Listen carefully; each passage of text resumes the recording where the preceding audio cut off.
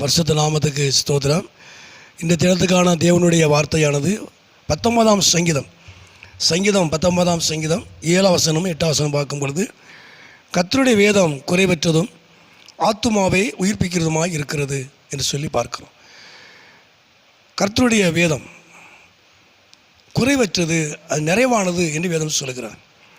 உண்மையாகவே நாம் அந்த வேதத்தை நன்றாய் வாசிக்க வேண்டும். வேதத்தை வாசிப்பதனால, வசனத்தை வாசிப்பதனால நம்முடைய வாழ்க்கையில் என்ன உண்டாங்கிற கடந்த நாட்களில் நான் பேசியிருக்கிறேன். அப்போ உண்மையிலே இந்த பைபிள், அந்த வேதத்தை நாம் நேசித்து நாம் வாசிக்க வேண்டும். எத்தனை வருஷம் கிறிஸ்தவ வாழ்க்கையில் இருந்தாலும், விசுவாசிகளாக இருந்தாலும், நாம் வேதத்தை வாசிக்க தேவனை நாம் அறிந்து கொள்ள முடியும், தேவனை கண்டுகொள்ள முடியும் வேதத்தை வாசிப்பதனால. அப்போ கர்த்தருடைய வேதம் நிறைவு உள்ளதாக இருக்கிறது. இந்த வேதத்தை வாசிப்பதனால நம்முடைய வாழ்க்கையில் ஒரு நிறைவு உண்டாகிறது. இந்த வேதத்தை வாசிப்பதனால நம்முடைய வாழ்க்கையில் ஒரு நிறைவு உண்டாகிறது. அது மாத்திரமல்ல, ஆத்துமாவை உயிர்ப்பிக்கிறது. நம்மை உயிரடை செய்கிற இந்த வேதம், இந்த வேதத்தை வாசிப்பதனால நம்ம பலன் அடைகிறோம். நமக்கு இருக்கிற சோர்வுகளும் வெள்ளையினங்களும் எல்லாம் மாறுகிறது வேதத்தை வாசிப்பதனால. மூன்றாவதாக, வேதத்தை வாசிப்பதனால நம்முடைய இருதயத்தை சந்தோஷப்படுத்துகிறது. நம்ம அறியாத ஒரு சந்தோஷம் நமக்குள்ளே காணப்படுகிறது. இந்த வேதத்தை வாசிக்கும் பொழுது சோர்ந்து இருக்கிறதான நம்முடைய இருதயத்தில், கலக்கத்தோடு இருக்கிற நம்முடைய இருதயத்தில், பயத்தோடு இருக்கிற நம்முடைய இருதயத்தில் ஒரு சந்தோஷம் உண்டாகிறது, ஒரு மகிழ்ச்சி உண்டாகிறது. பயத்தை மாற்றக்கூடிய இந்த வேத வசனம் வேதத்தை வாசிப்பதனால. நான்காவதாக, நம்மை சுத்தப்படுத்துகிறது, நம்மை பரிசுத்தப்படுத்துகிறது, நம்முடைய வாழ்க்கையை சுத்தப்படுத்துகிறது. ஐந்தாவதாக, நம்முடைய கண்களை தெளிவு உண்டாக்குறது. ஐந்தாவது, இந்த வேதத்தை வாசிப்பதனால ஒரு தெளிவான பார்வை நமக்கு உண்டாகிறது.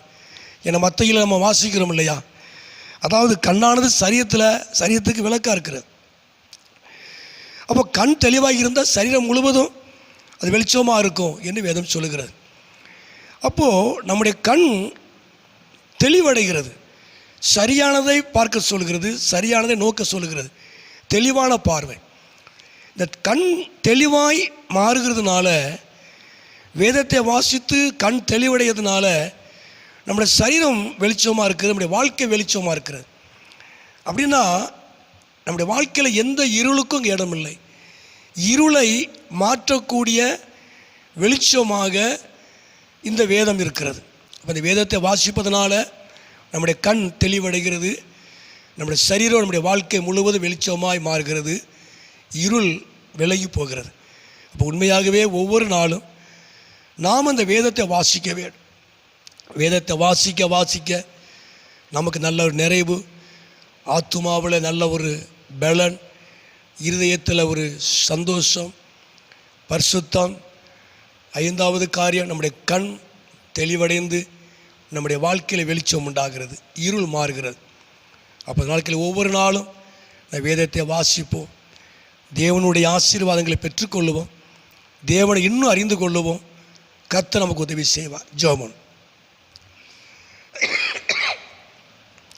எங்களை அதிகமாக நேசிக்க நல்ல பிதாவே, அருமையான இந்த நேரத்துக்காக ஸ்தோத்திரம்.